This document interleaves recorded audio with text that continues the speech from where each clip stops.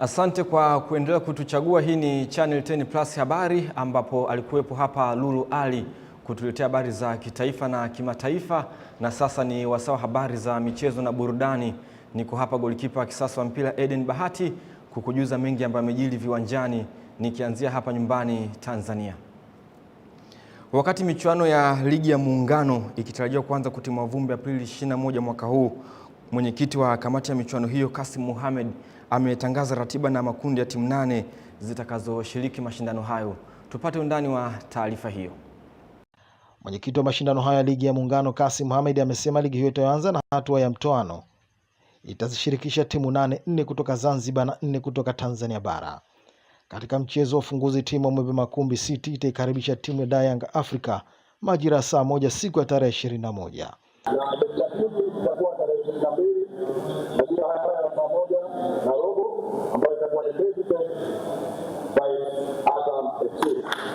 Na mchezo wao utakuwa tarehe 23 Aprili majira ya saa 10 jioni kati ya Mlandege by Singida Stars.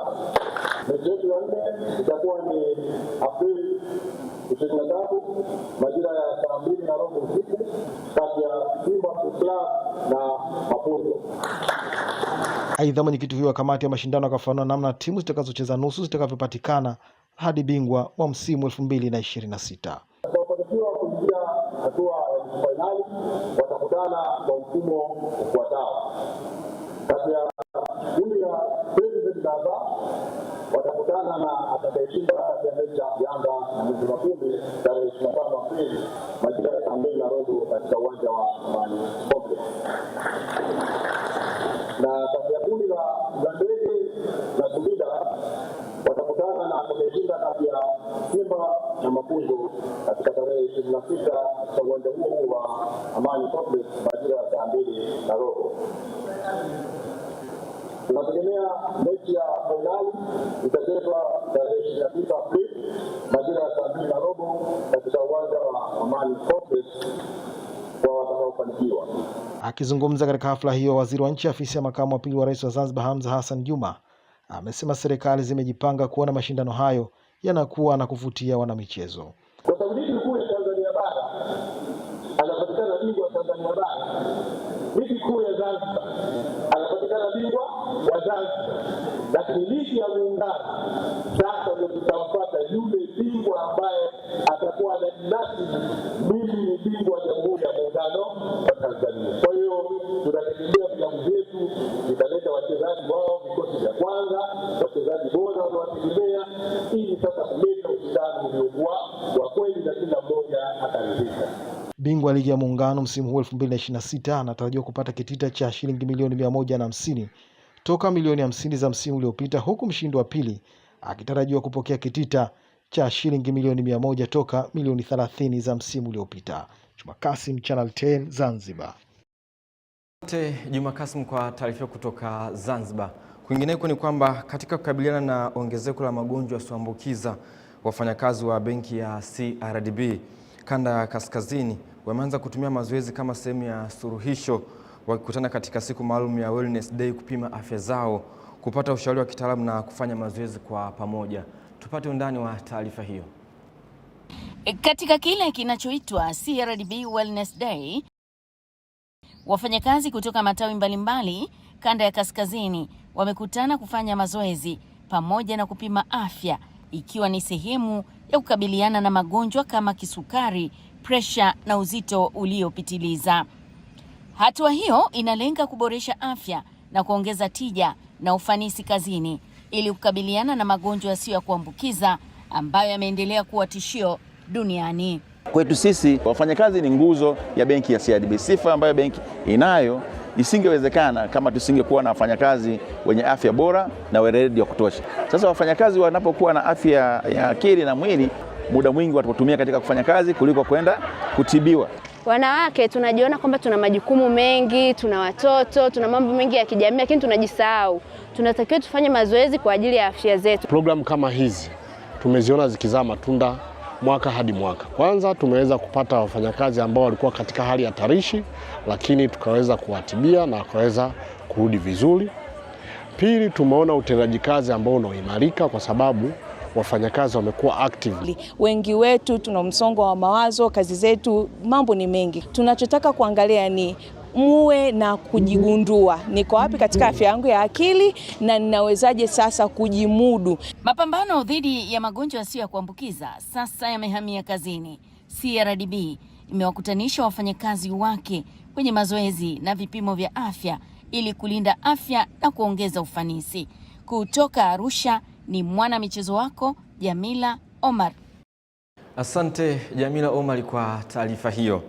Katika kuendeleza vipaji vya vijana na kurejesha ushindani wa soka la wanawake mkoani Dodoma, ligi ya Swaiba Mjenzi Champion imeanza maandalizi yake rasmi ya msimu mwingine, ambapo inatarajia kushirikisha timu mabingwa wa wilaya kwa wanaume na wanawake, ambapo bingwa wa michuano hiyo atapata tiketi ya kushiriki michuano ya under 20 ngazi ya mkoa. Mwanahabari wetu Leonard Mwacha kutoka Dodoma ana undani wa taarifa hiyo. Michuano hiyo inatarajia kutimua vumbi mapema mwezi wa 5 katika uwanja huu wa Jamhuri jijini Dodoma, lakini kwanza itatanguliwa na hatua ya mitoano wilayani, ambapo mbabe wa wilaya hatakuja hapa kuipigania wilaya yake. Kwa hiyo tunakwenda kwenye zoezi la mchakato wa kuweza kupata timu 6 ambazo zitakwenda kuungana na hizo timu 2 kukamilisha jumla ya timu 8 ambazo zitakwenda kushiriki Swaiba Mjenzi Champions League mwaka 2026. Kwa upande wa wanawake, utaratibu utakuwa ni kwenye shirikisho la mpira wa miguu Dodoma Dorefa, ambapo wao watatangaza utaratibu kwa hizi FA za wilaya kwa lengo la kuweza kuwajulisha rasmi. Hata hivyo, michuano hii inatarajia kuchechemua vipaji vya vijana, lakini kurejesha heshima ya soka la wanawake. Tuligundua kuna haja pia ya kuweza kuhakikisha kwamba mpira wa wanawake unachezwa kwa ubora mkubwa sana kwa lengo la kusaidia wao wenyewe binafsi kuweza kukua kisoka, lakini pia hata hizi timu kuweza kukua kama ilivyo.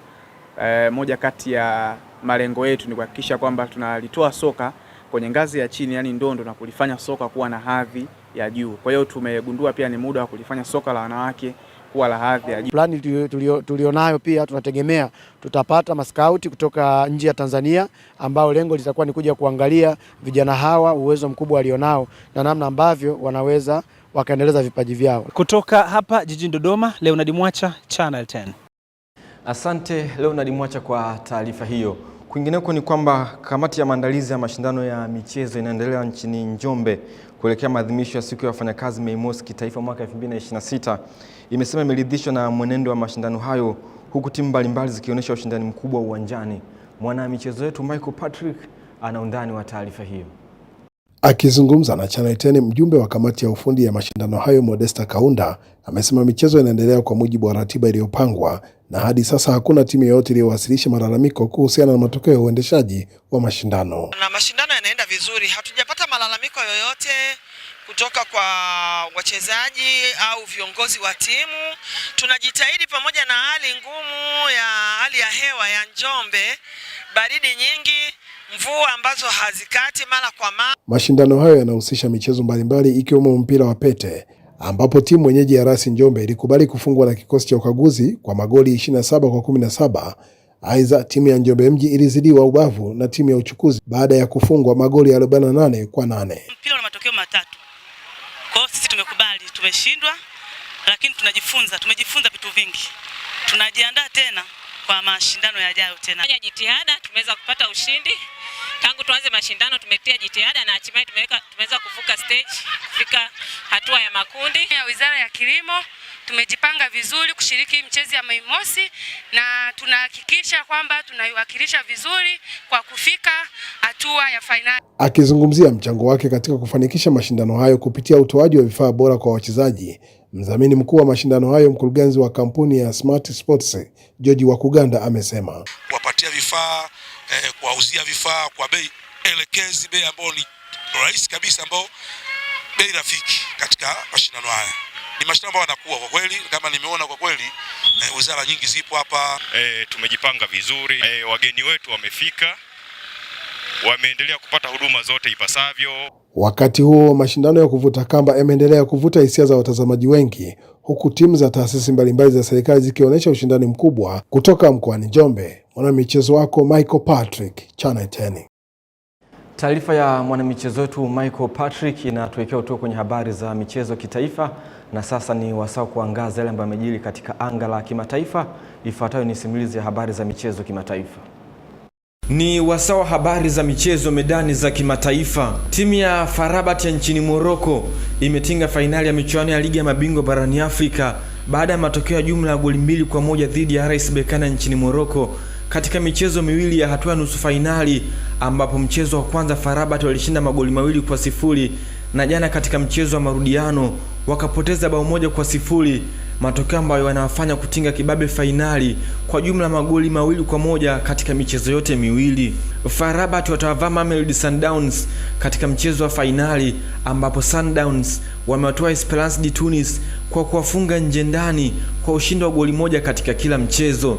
Mchezo wa kwanza Mamelodi Sundowns ataanzia nyumbani na mechi itapigwa Mei 17 mwaka huu, na mchezo wa marejeano unatarajiwa kupigwa Mei 24 ambapo FAR Rabat watakuwa nyumbani kwao nchini Morocco. Na sasa tuelekee nchini Hispania. Timu ya Real Sociedad imetoa ubingwa wa Copa del Rey baada ya kuifunga Atletico de Madrid kwa mikwaju ya penalty. Atletico walitoka nyuma mara 2 na kupelekea sare ya magoli 2-2 kisha mikwaju ya penalty, ambapo Unai Marelo aliokuwa mikwaju 2 ya penalty na kuhakikisha timu yake taji la kwanza tangu mwaka 2020. Atletico de Madrid ambao wanashika nafasi ya 4 kwenye msimamo wa La Liga wakiwa na pointi 57 dhidi ya vinara Barcelona wenye alama 79. Nguvu yao kubwa sasa inaelekezwa kwenye ligi ya mabingwa, ambapo watamenyana na Arsenal the Gunners katika mchezo wa nusu fainali, na mchezo wa mkondo wa kwanza unataraji kupigwa Aprili 29. Taarifa hiyo inatuwekea utuo kwenye habari za michezo kitaifa na kimataifa. Kwa niaba ya wote wa mpira ni rejeshe matangazo kwake Lulu Ali kwa ajili ya kuhitimisha habari ya kutwa nzima leo kutoka hapa Channel 10 Plus.